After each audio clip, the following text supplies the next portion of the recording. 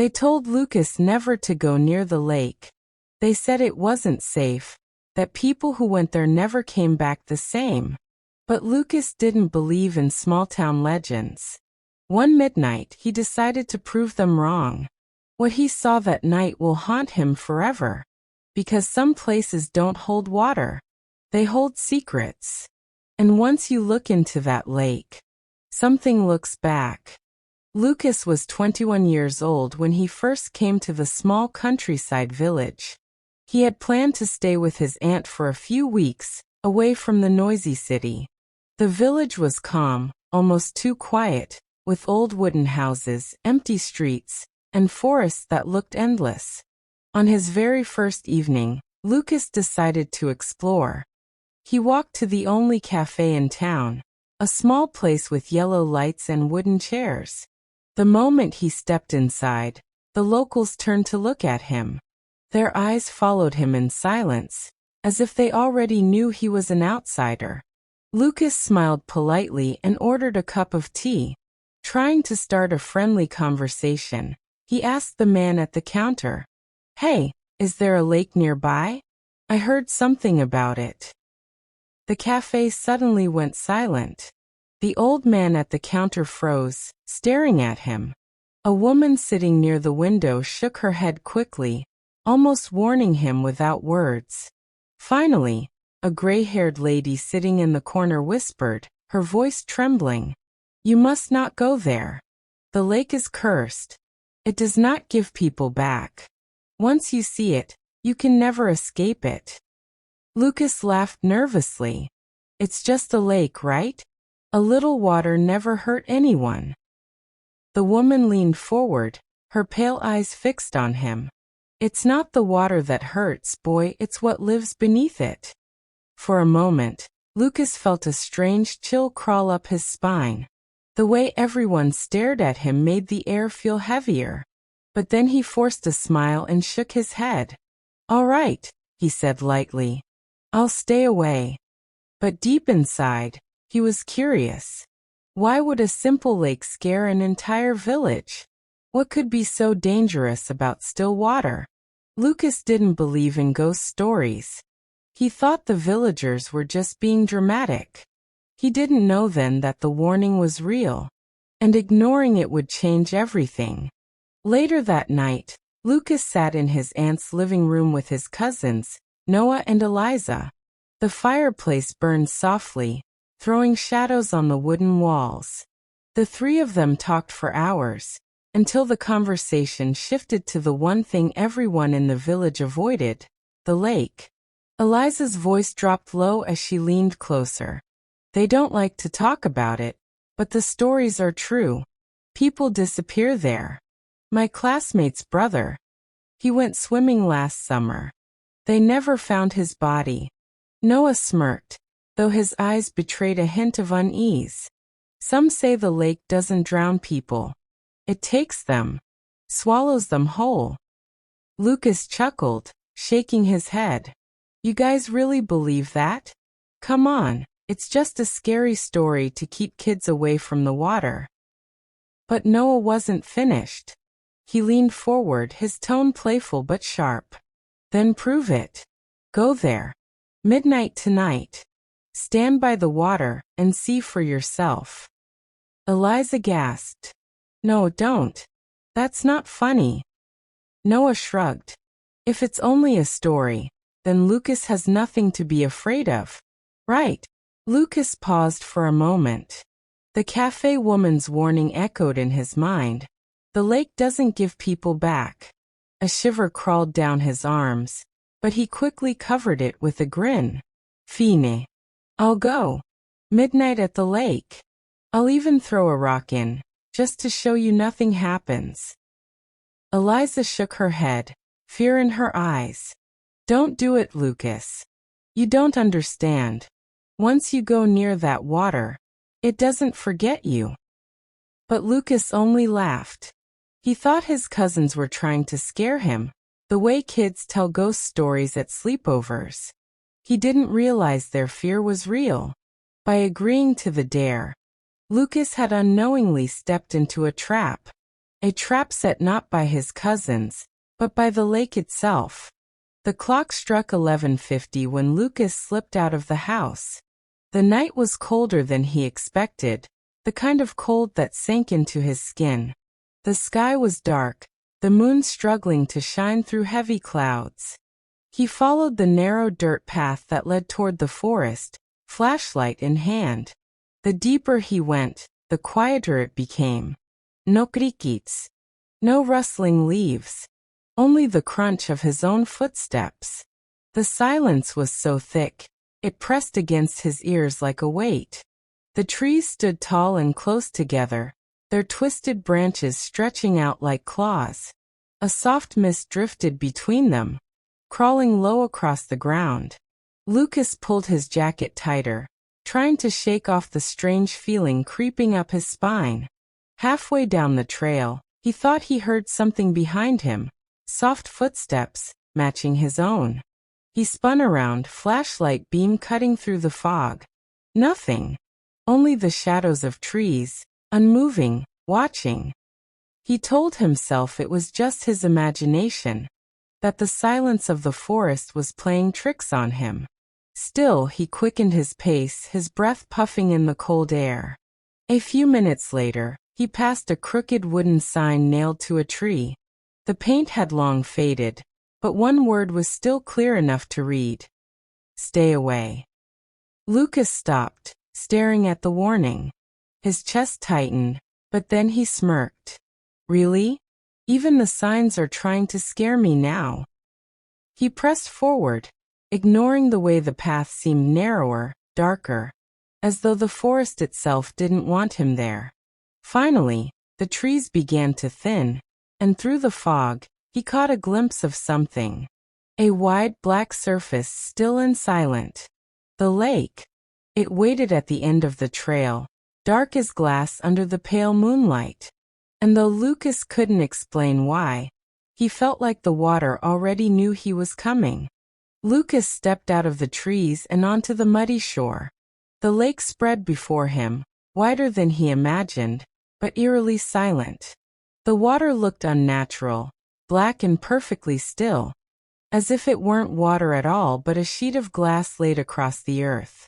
The moon hung low, its pale light breaking through the fog and reflecting on the surface in broken, jagged pieces. A strange chill filled the air. Lucas rubbed his arms, though the night wasn't cold enough for the shivers running through him. He tried to laugh it off. It's just water, he muttered. But his voice sounded small against the heavy silence. He stood there, waiting for something, maybe a ripple, maybe the sound of a frog or an owl. But the lake gave nothing back. Not a wave. Not a sound. Just emptiness. Lucas crouched and picked up a small stone. His fingers trembled slightly, though he told himself it was only because of the chill. He weighed the stone in his hand and tossed it across the surface. For a heartbeat, nothing happened. Then the water reacted, but not the way it should. Instead of rippling outward, the surface stretched, bending like thin skin. Shapes formed where the stone hit, curling upward into something almost human. Lucas froze. The shape became a pale, twisted face. Its mouth wide open in a silent scream, eyes hollow, staring straight at him. He stumbled backward, his heart racing. No, that's not real, he whispered. He blinked hard, rubbed his eyes, and when he looked again, the lake was perfectly still. The face was gone. Lucas let out a shaky laugh, trying to steady his breath. It's just my mind. Just a trick of the light. But deep inside, a voice whispered otherwise. The lake wasn't calm. It was watching, waiting. And the more Lucas stared at that dark surface, the more he felt it was staring back. Lucas stood frozen at the edge of the lake, his heart still racing from what he thought he saw. The forest behind him was silent, the fog thick, and the water stretched before him like a dark mirror. He told himself again, it's nothing. Just tired eyes. Just the shadows. But the uneasy weight pressing on his chest didn't go away. Determined to prove it was only his imagination, Lucas bent down and grabbed another stone, larger this time. He tossed it hard into the middle of the lake. The rock hit with a dull splash. For a moment, he expected the normal rings of water to spread outward. Instead, the surface of the lake pulsed, one deep shiver, as if the entire body of water had taken a single breath. Then slowly the ripples began to form. But they didn't move outward. They moved inward. Every wave pulled back toward the center of the lake, as if something was sucking the water down into an invisible mouth. Lucas's stomach tightened. He took a step back. The ripples grew stronger, circling tighter and tighter until the middle of the lake bubbled like boiling water. Then from the foam, a shape began to rise. At first, Lucas thought it was just his reflection warping on the surface. But no. The water shaped itself into a face. His own face. Except it wasn't him. The watery reflection looked pale, lifeless, and broken. The eyes were pitch black, hollow, staring straight into his soul. Its lips twisted into a crooked smile, stretching wider and wider, until it no longer looked human at all. Lucas stumbled backward, almost slipping on the mud. He tore his eyes away, breathing hard. When he dared to look again, the water was still, perfectly calm, as though nothing had ever moved. But Lucas knew he wasn't imagining things anymore. Something was alive in that lake. Something that had just noticed him. And it was smiling. Lucas stood frozen, his breath shallow, his heart pounding in his chest. He couldn't shake the image of that twisted reflection smiling at him. The lake looked calm again, but the silence pressing around him felt heavier now, almost alive. He told himself to leave. Just turn around and walk back to the house. But his legs didn't move. Something about the water held him there, as if invisible strings tied him to the shore. Then he heard it. A whisper. Soft. Low. Carrying across the still surface of the lake. Lucas. His blood ran cold. The voice was familiar. Too familiar. It wasn't just any voice. It was his father's. The father who had died 2 years ago. Lucas blinked, his throat tightening. Dad? He whispered back, his voice breaking. The lake answered. Come closer. He took an unsteady step toward the water, his shoes sinking slightly into the damp mud. His heart told him to run, but the sound of his father's voice tugged at him, pulling him in. I can't believe this, Lucas muttered. His chest ached as memories of his father rushed back. The way he laughed, the way he spoke. The voice from the water was exactly the same. Don't be afraid, son, the whisper continued. I'm here. Just a little closer. Tears stung Lucas's eyes. Part of him knew this was impossible. His father was gone, buried. But another part of him, a desperate, aching part, wanted to believe. The water began to stir again, bubbling softly as if something beneath the surface was waiting. The whisper grew louder, sweeter, wrapping around his thoughts like a rope. Closer, closer. Lucas crouched at the edge, leaning in. His reflection wavered on the black surface, his pale face staring back at him. But as the bubbles grew stronger, the reflection changed again. It was no longer his face. It was the drowned, twisted version, the one with hollow eyes and the crooked smile. And in his father's voice it whispered, "Join me." Lucas stumbled back from the edge of the lake, his heart hammering so hard he could barely breathe. The voice had been his father's, but the face staring back at him wasn't. It was something darker, something pretending. I need to get out of here, he whispered to himself. His hands shook as he turned, ready to run. But before he could take a step, the ground beneath him shifted. The mud at the edge of the water bubbled and churned, as though something was moving just under the surface. And then it happened. A pale, slimy hand shot out of the black water. Its fingers long and crooked, nails sharp like claws.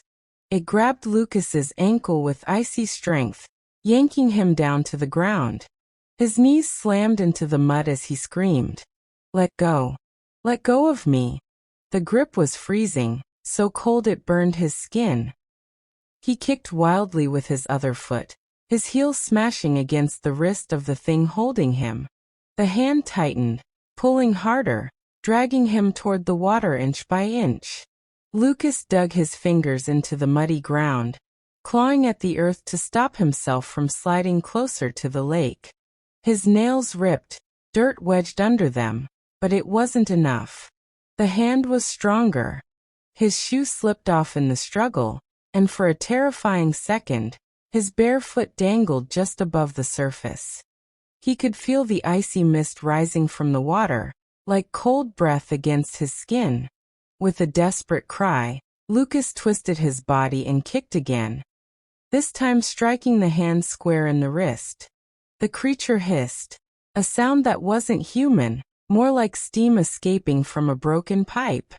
The hand loosened. Lucas ripped his leg free, scrambling backward until he was several feet from the shore, panting and shaking. The water stilled. The hand was gone. But Lucas knew the truth now. There was something alive in that lake. Something that wanted him. And it wasn't going to stop. Lucas's chest heaved as he staggered backward, his shoes caked in mud, his clothes damp from the struggle. His ankle throbbed where the hand had gripped him, red marks already forming on his skin. He wanted to run, but something made him look back at the lake one last time. The water had gone still again, too still, as though nothing had happened. It was flat, dark, and mirror-like under the moonlight. Slowly, against every bit of instinct in his body, Lucas's eyes dropped to his reflection. At first it looked normal. His pale face, wide eyes, hair damp with sweat. But then, as he leaned closer, the reflection began to shift. His eyes in the water grew darker, hollow, black pits swallowing all light. His mouth twisted into a wide, unnatural grin, stretching far too much to belong to a human. The reflection's head tilted slightly, moving in a way Lucas hadn't moved at all. "No," Lucas whispered, his voice trembling. "That's not me." The reflection's lips began to move, but no sound came. Then suddenly, a voice slithered into his ears, not from the air, but from inside his own head. "You've made a mistake," it whispered. "You shouldn't have come here." Lucas's heart dropped. His reflection raised a hand, slowly, mockingly, and pressed a finger to its lips as if to say, "Shoo, it's too late now." He stumbled back, shaking his head. "You're not real. This isn't real." His voice cracked, breaking the silence around him. But the reflection only smiled wider, its hollow eyes never leaving his. Then, in a slow, jerking movement, it lifted both hands, as if reaching out from beneath the water to drag him in. Lucas fell to his knees, covering his face, refusing to look. The air felt heavy, choking him, his lungs desperate for breath. When he finally opened his eyes again, the reflection was gone. The lake was calm, but the feeling lingered, the sick, bone-deep certainty that whatever lived in that water had claimed him already. Lucas staggered to his feet, his breath shallow and uneven. He couldn't take it anymore. The voices, the reflection, the hand. Every part of his body screamed at him to run. Without another thought, he turned and bolted into the forest. The fog was thicker now, curling around the trees like pale smoke. Branches slapped against his arms as he pushed through, his flashlight beam swinging wildly. His footsteps pounded the dirt path, but behind him, there were more. Wet, dragging footsteps. At first, they sounded distant, but with every second, they grew closer. The sound was wrong, like something heavy being pulled across the ground, mixed with the splashing of water. Lucas dared to glance over his shoulder. That was when he saw it. The thing from the lake. It was crawling out of the fog, tall and skeletal, its body dripping with weeds and mud. Its limbs bent in ways they shouldn't, cracking with every movement. Its eyes were hollow sockets, but they burned with something hungry. Lucas's stomach twisted. He pushed himself harder, branches clawing his face, his legs burning with effort. The whispers began again, echoing all around him, though the creature's mouth never moved. "Don't run. It's useless, you belong to us now." "No," Lucas cried out, his voice breaking. His chest ached, lungs screaming for air, but he refused to slow down. The forest seemed endless. Every tree looked the same. The path curved and split, and for a terrifying moment, Lucas thought he was lost. But then, through the fog, he saw the faint outline of a house. His aunt's house. Safety. He forced his legs to move faster, nearly tripping over roots. The sound behind him grew louder. Snapping branches, dragging limbs, that awful wet slithering noise. It was close. Too close. Lucas threw himself forward, crashing out of the trees and onto the dirt yard of the house. He stumbled up the steps, yanking the door open, and slammed it shut behind him. For a moment, everything was quiet. But deep inside, Lucas knew the chase wasn't over. The lake's creature had found him, and it wouldn't stop now. Lucas slammed the door shut and pressed his back against it, gasping for air. His heart pounded in his chest, his clothes soaked with sweat and mud. For a few seconds, the house was silent. Only the ticking of the old clock in the hallway broke the stillness. Then footsteps echoed above him. Noah and Eliza rushed down the stairs, their eyes wide when they saw him. "Lucas! What happened?" Eliza cried, her face pale. He shook his head, trembling. It tried to drag me in. Something in the lake, it grabbed me. It followed me here." His voice cracked with fear, words spilling out too fast. Noah frowned, his lips pressed tight. "We told you not to go there. We warned you." Lucas dragged his sleeve across his face, trying to steady himself. "No, you don't understand. It's real. There's something in that water, something alive." Eliza looked at his ankle. The skin was bruised, marked by red finger-shaped welts. She gasped softly and whispered, "It's already touched you." Lucas swallowed hard. His hands shook as he backed away from the window, but his eyes couldn't help drifting toward the glass. And that's when he saw it. Not outside, not in the forest, but in the reflection of the window itself. His own face stared back at him, pale, wet, lifeless. Its eyes were pitch black. Its mouth curved into that same crooked smile he had seen in the lake. The reflection moved a second slower than him, lagging behind, like a shadow that wasn't his own. "No," Lucas whispered, stepping back. His voice shook. "That's not me." Eliza grabbed his arm, her voice trembling. "It's too late, Lucas. Once you've seen it, it never lets you go." Lucas's chest tightened as the reflection in the glass tilted its head, grinning wider, pressing its hand against the other side of the window. And in that moment, Lucas realized the villagers were right.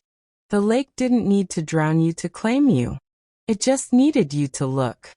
They told Lucas never to go near the lake. They told him the water remembers every face that looks into it. But he didn't listen. Now, no matter where he goes, the lake goes with him. In mirrors. In windows. In every reflection, it's waiting. Smiling back. Some warnings are not meant to be ignored, because the lake never forgets.